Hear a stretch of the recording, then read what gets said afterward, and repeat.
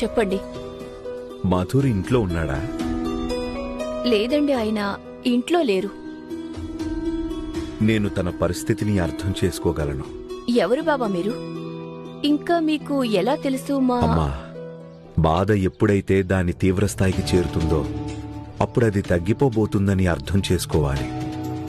కష్టాలు కూడా ఎప్పుడైతే విపరీతంగా పెరిగిపోతాయో అప్పుడు వాటి అంతం కూడా దగ్గర పడిందని అర్థం.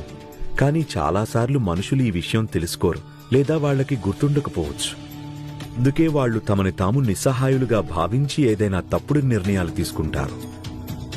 అందుకే ఇలాంటి సమయంలో నువ్వు అతనికి తోడుగా ఉండాలి, అతన్ని కనిపెట్టుకుని ఉండాలి.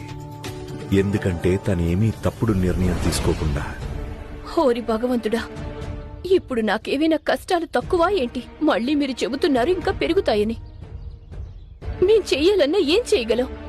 ఎలా తట్టుకోవాలి నీ కష్టాలు? ఇంకా వేరే ఏమీ మార్గం లేదా దీన్ని పరిష్కరించడానికి, దీని నుంచి బయటపడడానికి?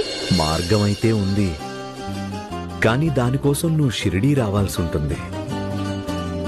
ఎప్పుడైతే దారులన్నీ మూసుకుపోయాయని అనిపిస్తుందో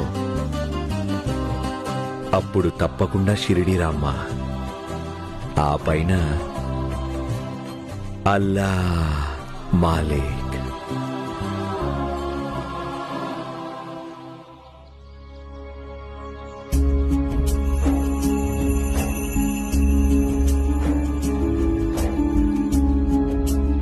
ఎవరు బాబా ఆమె?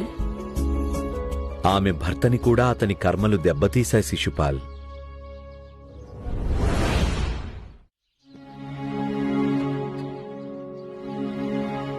అదిగో శిశుపాల్, మనం షిరిడీ చేరుకున్నాం. సాయి, సాయి, నాకు సహాయం చేయండి సాయి. నా భార్యని పాము కాటేసింది. ఆమెను రక్షించండి సాయి. మీరు నాతో రండి సాయి.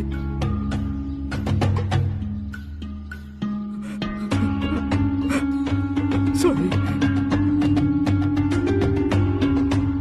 శిశుపాల్, నువ్విక్కడే ఉండు, నేనిప్పుడే వస్తాను. అలాగే బాబా. పదండి. రండి సాయి, రండి.